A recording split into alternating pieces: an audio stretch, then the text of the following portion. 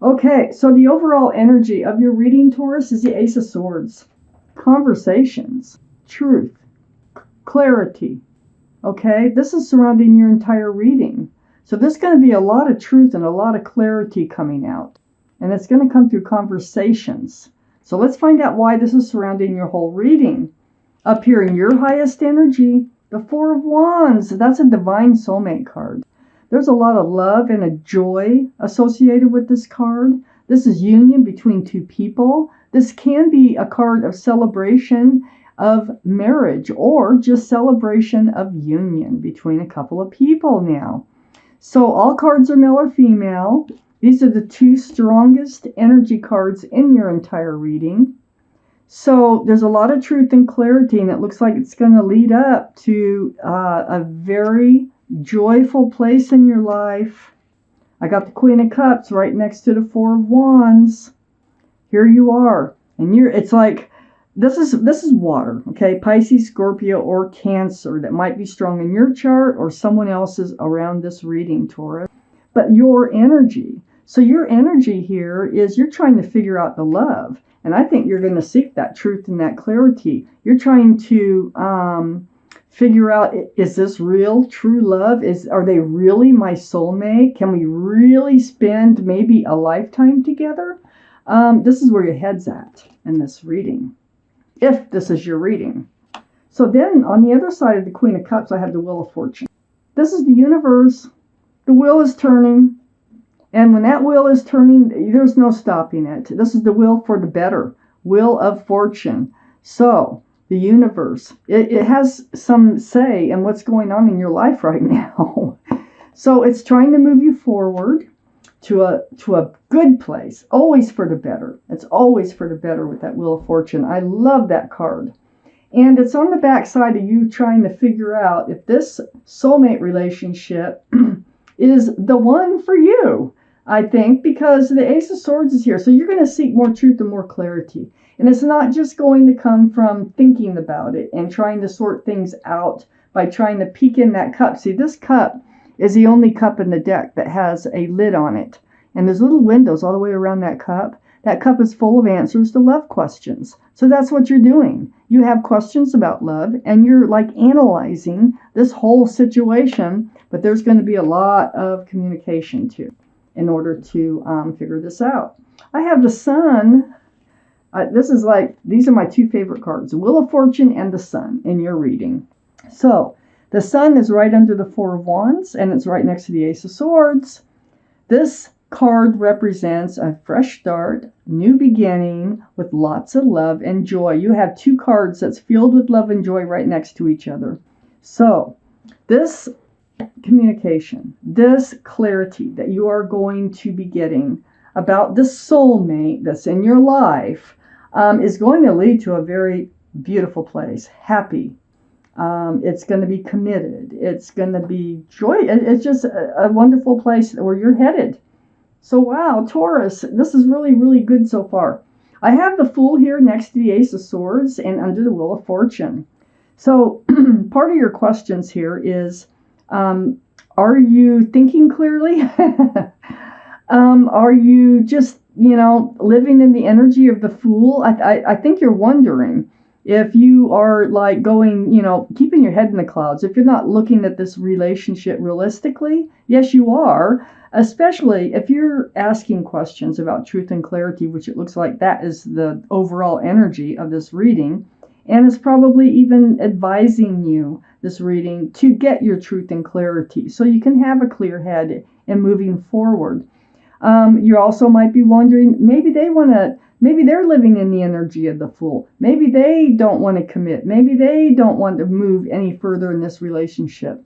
Well, it's really not the case here. You might have started the relationship in the Fool's energy, but it's not ending that way. It's right below the Wheel of Fortune, which is taking you away from that Fool's energy. It's also taking you away from being all up in your head about, trying to figure things out. So under the Sun here, I have the Hierophant. This is your card, Taurus. But the energy is what's most important, and that is security, stability, groundedness. It's about traditional values, traditional morals. It's about commitment, and it is a very spiritual card about marriage. So we have the Four of Wands, we have the Sun, and then we have the Hierophant. What's going on here? This sounds too good to be true. But for many of you, this is true. So I have the Ten of Pentacles right next to the Hierophant. Talk about commitment. Okay, Pentacles are about security, stability, groundedness. Okay, Pentacles are about commitment. So here we have union between two people. We have extended family, pets, and a child tucked in the corner here. This is a family-oriented type card. This can be a card of marriage again. It is about great commitment, and it's partnership and working together and building a future. Right under the Ace of Swords. Now, this is something you need to talk about. Are they really in it? Do they really want to proceed in this relationship and move forward? The answer I see here is yes. But it's like a burden. So you've been carrying this burden. I got the Ten of Wands under the Fool and next to the Ten of Pentacles. I think you've been through this before. It didn't work out. There's something like this before.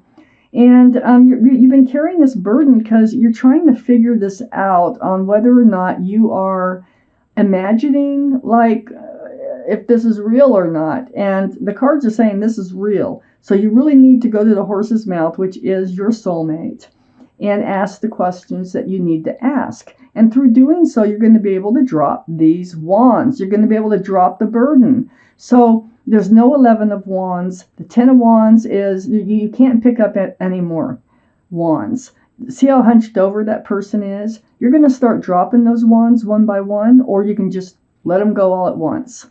So your worries are coming to a close, and you are moving forward in this universe, whether you like it or not. And it's towards your better. It's towards your fortune. It's towards your happiness and love. Let's take out the second part of this reading.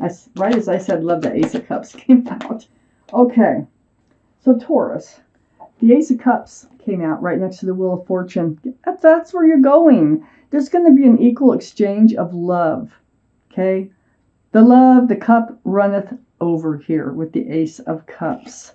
We have the King of Pentacles right next to the Ace of Cups. This is Taurus, Virgo, or Capricorn. This is going to be you, Taurus. And what you're doing is you're looking at that pentacle. Male or female, all the cards are male or female. That is the commitment. That is the security. That is what you're cherishing there on your lap. And you're looking at that pentacle almost the same way you're looking in this cup. Okay, like, is this for reals here?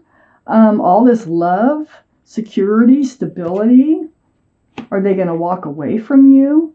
Are they going to turn their back on you? Because I think this has happened before. I don't see you walking away, but I see you worried about it. I think this is part of that Ten of Wands, that you're worried that this is an illusion. Like someone, the other person or something's going to happen, where this isn't really going to happen.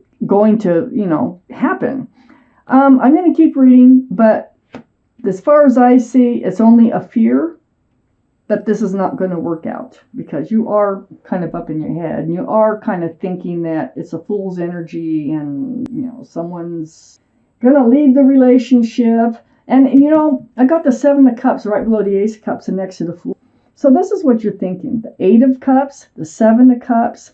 The Seven of Cups is all about choosing the wrong cups. Most of us have choose the wrong cups before. And, they look so enticing. They're all like, pick me, pick me. But none of these cups are the right cups. Matter of fact, some of these cups may have looked like they could hold a whole lot of love, but then something springs out of them, like this one here with the snake. It's like the snake was in there and you didn't even know it. So, this is part of the Fool's energy. It's like throwing caution to the wind. And I think, a lot of us have thrown, not paid attention to red flags and whatnot, and just proceeded in the relationship until they finally blew apart. So I have this Tower. And see, this is why you are looking at that pentacle the way you are. because you're just really trying to super analyze the situation and trying to make sure that this is a relationship that is not going to blow apart, that this is not a Seven of Cups relationship. I have the Eight of Swords right next to the Tower card. Yeah, I've already said this, that you probably lived in the Seven of Cups type of relationships before, where somebody always ended up walking away, the relationship would blow up, and you've stayed in them, and you've not dealt with the red flags before. It's like you ignored them, like an ostrich putting its head in the sand, hoping that it'll just resolve itself. But all these swords of truth and clarity were all around you. I mean, you could have seen the red flags, or you did and didn't want to deal with them, okay, because you had the blindfold on. Your feet are free, your mouth is free. This is a card of illusion, but you lived in it in hopes that some other relationship would come to fruition. So they usually don't when you live in that kind of energy. The truth and the clarity is the best thing to do. If you find yourself getting into this energy of the Eight of Swords, take the blindfold off and start asking the questions, so that you can be clear about what's going on in your life. So, almost every one of us has done this. I have the Queen of Wands under the Seven of Cups and next to the Ten of Wands. The Queen of Wands, male or female, is the most passionate card in the deck. The Queen is holding onto a staff of fresh starts and new beginnings, and it's also a staff of passion. It's wherever you put your love, whether it's gardens, animals, people, work, wherever you put your love, you put your passions. So you take everything to heart, and you are ready for that fresh start and that new beginning. You're a very passionate person, which I really think is nice, because that means you have a belief system that is very strong. I have the Judgment card right next to the Queen of Wands and right under that Tower. These Tower, whether it's been one or more moments, has been spiritual lesson for you. And your guardian angels and spirit guides have been blowing this horn down on you, and you finally get it. You're getting it. You're awakening. Look at these people. They're just like, I get it. I get it. Finally, I hear you. I hear you. So this is learning a spiritual lesson. That's why you had to go through these past relationships. And that's probably why I think you're over analyzing this other relationship so much. But like I said, the advice here is get the truth and get the clarity from your soulmate. There it is. Conversation, texting, phone calls, emails, video chat. Don't get caught up in the Eight of Swords. Reach out. Communicate. That is the key to knowing what's going on, what's really going on, okay? Don't just sit there all by yourself trying to figure stuff out. Talk about it. If they can't talk about it, then they're not the one for you, okay? So this is back and forth communication here, which is very important in this reading. I think this is part of your spiritual lesson. I think this is part of what you've learned. And I think because you're waking up to your spiritual lesson, you're being rewarded. You're being rewarded with someone very special, a very special soulmate. Now, what I'd like to do is take out one card here from the Law of Attraction cards. Esther Hicks is a medium, and she channels an entity of entities from the universe, and they call themselves Abraham. So these are things that these are things that they've said, may or may not have anything to do with this reading, but whatever the message is for you, okay? It's something to help you get through the tough times, something you need to remember, something we'll see, but it's always something that you need to focus to remember about life, okay?